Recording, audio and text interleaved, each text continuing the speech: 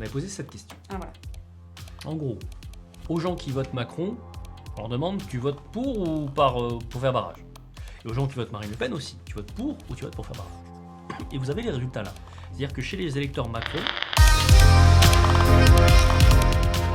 Il me semble que l'on compte la proportion d'abstention sur les électeurs inscrits. Pourquoi est-ce que les non-inscrits ne sont pas considérés comme abstentionnistes alors que fondamentalement ils ne votent pas non plus? alors très bonne question. Bah oui, Parce que sinon il y a parmi les mineurs. Non, il y a les mineurs. En fait voilà, c'est que chez les non-inscrits, Mal inscrits et non inscrits, c'est Voilà. différent. chez les personnes non inscrites sur la liste électorale, il y a des gens qui pourraient l'être. Donc ça va être les mal inscrits ou les gens qui s'en foutent. Et donc il y a ceux Mais qui il y en a pourraient très l'être, peu, mais il y a les gens je qui ne pourraient pas l'être même s'ils le voulaient. Donc ça va être les mineurs, ils n'ont pas le droit de vote, Les étrangers. voilà, et les étrangers. Donc c'est pour ça qu'on ne peut pas compter les non-inscrits. Enfin, il faudrait, au sein des non-inscrits, détailler, enlever les mineurs et enlever les étrangers. Et là, vous auriez un reliquat qui seraient les mal inscrits. Ouais. Donc là, vous pouvez dire, tiens, est-ce qu'il ne faudrait pas les compter, etc. Pourquoi pas, d'ailleurs. Mais ça me fait penser à une espèce de gymnastique d'esprit. Beaucoup de gens, au lendemain du second tour de 2017, avaient dit Macron mal élu parce que, en fait, c'est que X% des gens qui ont voté pour lui. Ils ont fait un ratio sur le nombre de voix de Macron, mais ils n'ont pas fait sur le total des inscrits, ils n'ont pas fait 1 sur le total des exprimés, pas sur le total des inscrits, ils ont fait, je crois même sur le total de la population, enfin, ils ont fait un calcul chelou qui fait que ça donnait un chiffre minable, en gros pour dire Macron n'est pas légitime, son élection était légitime parce qu'il n'y a qu'une minorité de gens qui a voté pour lui. Ça n'a pas trop de sens, ça peut avoir un sens jusqu'à un certain moment. En fait, si tu fais par exemple, si tu fais ce calcul sur la totalité des inscrits, Oui, là oui. en comptant les tout à fait. abstentionnistes, voilà, tu dis en fait le premier parti de France c'est l'abstention. Oui, C'est ce que tout à fait. On dit tous Oui. un soir d'élection, le premier parti de France c'est l'abstention. Bon. Ok, pourquoi pas. Mais compter les non-inscrits là-dedans, pour toutes les raisons qu'on vient de dire, le fait qu'il y a les mineurs, qu'il y a les machins, enfin, c'est compliqué. Enfin, Mais c'est ça pas n'a pour rien qu'il y ça n'a a pas de sens. c'est pour ça aussi qu'il y a un système d'inscription justement sur les listes électorales. Après, on pourrait envisager que tout ressortissant français, dès sa majorité, soit inscrit d'office. Mais c'est le cas. Je Hein. crois que dans certains pays c'est fait. Alors, c'est fait maintenant Ouais, quand t'as 18 ans, alors corrigez-moi si je me trompe, mais j'ai 18 ans il y a pas longtemps, moins longtemps que toi. Oui, moins. Ouais. Et j'étais automatiquement inscrite sur la liste. Tu vois, par exemple, si tu déménages, tu dois faire toi-même Ouais. la modification, mais il me semble que tu es automatiquement inscrit. Alors, il faut avoir 18 ans, tant de mois avant la date de l'élection. Je me rappelle, il y avait un truc comme ça. Oui, Mais- moi je me suis fait entourlouper comme ça. Oui, bah, ma petite sœur aussi, pareil. Parce qu'elle est née un. Bah oui. Mon anniversaire comme c'était toi. entre les deux tours de 2017. Donc, Ouais, pareil, ma sœur. donc j'ai même Ouais. pas pu voter au deuxième. Alors Non. qu'aujourd'hui c'est possible maintenant. Là, cette année, vu Mais que les là, inscriptions ils ont sont vachement tardives, simplifié, je crois, Ouais. les trucs. Hein. Tu pouvais faire ta procuration jusqu'à dimanche matin. Mm. Tu vois, C'est vrai. je pense qu'il y a ce truc de mal inscription qui a été vachement pris en compte. Surtout que c'était les jeunes qui étaient mal inscrits Oui. parce que vivant dans un lieu d'études différent du domicile, n'allaient pas voter parce que machin. Et donc, du coup, ils ont vachement simplifié. Le changement de liste électorale s'est fait en 2 minutes et la procuration aussi. Et il me semble que tu es automatiquement inscrit à 18 ans. Si tu as fait peut-être ta journée d'appel ou des trucs comme ça, je sais plus, Ouais, il y a peut-être des critères. je pense. Mais voilà, en tout cas, on peut se. Ah voilà, inscription d'office. Voilà, on peut se. Mais c'est une vraie question centrale, hein, Hmm. l'inscription. Bah, surtout que sociologiquement, c'est typé. C'est-à-dire que si tu es mal inscrit, si les mal inscrits sont des étudiants, donc et des jeunes et en des études, précaires. des précaires aussi, il y a un certain bord politique qui serait avantagé de recevoir ces nouveaux électeurs dans le pack.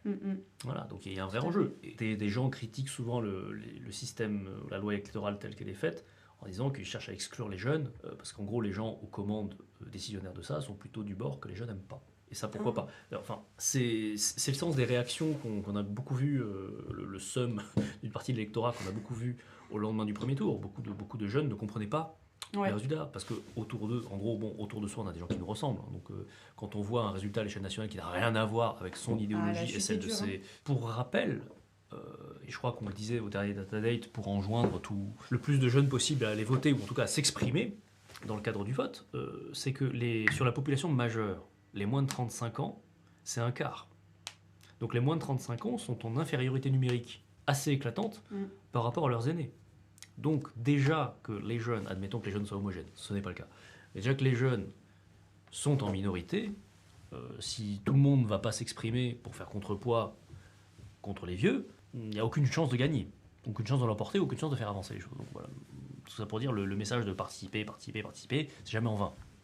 Voilà, bref, mais là on est sur du combat civique. Et on a une question de Fred qui me fait penser d'ailleurs à quelque chose sur lequel on a travaillé cette semaine, Jean-Phi.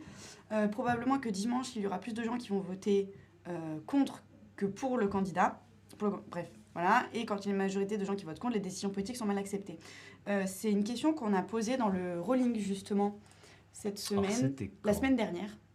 On avait posé cette question. Ah, voilà.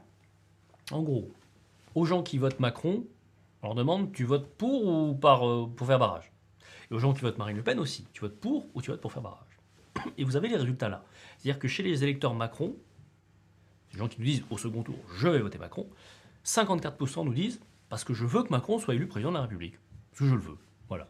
Et 46%, c'est quasiment kiff-kiff, hein. Enfin, c'est proche, quoi. Ouais. 46% qui disent je vais plutôt, si je vais voter Macron, c'est plutôt pour pas voir l'autre. Même question chez Marine Le Pen. Et ce qui est assez surprenant par rapport à ce qu'on disait, vote protestataire, machin, tout ça, extrême droite, c'est que chez Marine Le Pen, il y a, c'est pareil, c'est 2 points, donc c'est que dalle d'écart. Mais symboliquement, il y a plus d'électeurs Marine Le Pen qui votent par adhésion à Marine Le Pen que d'électeurs Macron qui votent par adhésion à Macron. Mais en plus, tu vois, ça a baissé, non? C'est -3. Oui, c'est qu'entre ça c'était vendredi dernier et le mardi d'avant, ça avait baissé. Ça avait baissé. Donc oui, il y a si vous comptez je sais pas moi, si à eux deux ils font 20 millions de voix, ce sera plus normalement. Mais si à eux deux font 20 millions de voix, vous voyez que 45% de ces 20 millions, en gros 8 millions, c'est du barrage. Enfin, vous voyez l'ampleur, tu vois, quand on projette en nombre de voix, ça fait beaucoup. Enfin, quasiment la moitié des exprimés ce dimanche, ce sera du barrage, dans un sens ou dans l'autre. Ouais, c'est fou, hein. Voilà. Et donc, Fred disait, quand une majorité de gens qui votent contre, les décisions politiques sont mal acceptées. Tout à fait. Tout à fait. Il y a un déficit de légitimité. Il n'y a pas un déficit de légalité. La personne élue, elle est élue. Selon les règles, c'est le jeu. Mais tu vois, ce qu'on a dit, on a beaucoup dit en 2017 que Macron avait été élu sur finalement peu de voix, qu'il avait été élu parce qu'il était face à Marine Le Pen, etc. Et donc, il était moins légitime.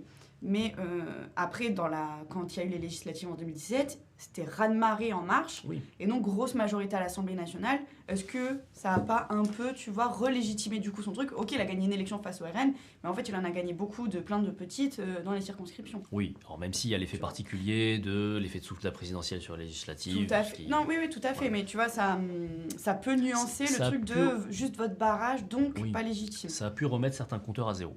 Ça, c'est vrai. Même si c'est vrai que le fait que ce soit si proche de la présidentielle, ça a forcément un impact. Après, on dit que le législatif est différent aussi. Oui, les législatives sont différentes. Et d'ailleurs, ce qui permet de rappeler aux uns et aux autres qui s'improvisent tous stratèges politiques pour jouer le 3e tour de cette élection lors des législatives. Les législatives, c'est un scrutin complètement différent. C'est 500 et quelques scrutins, en fait. 577. Et donc, dans chaque scrutin local, enfin, c'est un scrutin, c'est un mandat national, mais à l'échelle locale, mais chaque scrutin a sa propre dynamique. C'est-à-dire que vous pouvez être... Allez, on va pas avancer masqué. Vous êtes supporter de Jean-Luc Mélenchon. Vous vous dites, revanche, 3e tour, au Légis, on met une majorité, on vote tous à gauche et Jean-Luc président. Enfin, Jean-Luc Premier ministre, pardon. Admettons. Sauf que dans votre circonscription, il y a le candidat, admettons, de gauche, puis il y a un candidat, je sais pas, sans étiquette, voire centriste. Et en fait, c'est votre député maire depuis 30 ans. Et puis vous l'aimez bien, et puis il a aidé tonton ou tata à trouver un boulot, voyez, enfin, genre élu local, vraiment local et bien implanté. Qu'est-ce que vous allez faire? Vous êtes sûr que vous allez voter pour le candidat de Jean-Luc? Ou vous allez voter pour le candidat que vous connaissez, que vous aimez bien? Voilà. Alors, c'est un exemple caricatural ici. Et puis tu as aussi la capacité des partis à présenter un candidat dans chaque circonscription. Oui. Enfin, alors, on se doute que les gros partis vont y arriver. Oui, tout à fait. Mais vous voyez que... Bref, les législatives, ceux qui sont encore dans le chat, je pense, ont cette connaissance-là, mais que les législatives sont un scrutin complètement différent, qui est dépendant de particularismes locaux. Donc, je reviens à mon objectif principal, qui est de vous dire, on va pas aller au second tour, voire on va faire un vote paradoxal pour jouer le 3e tour.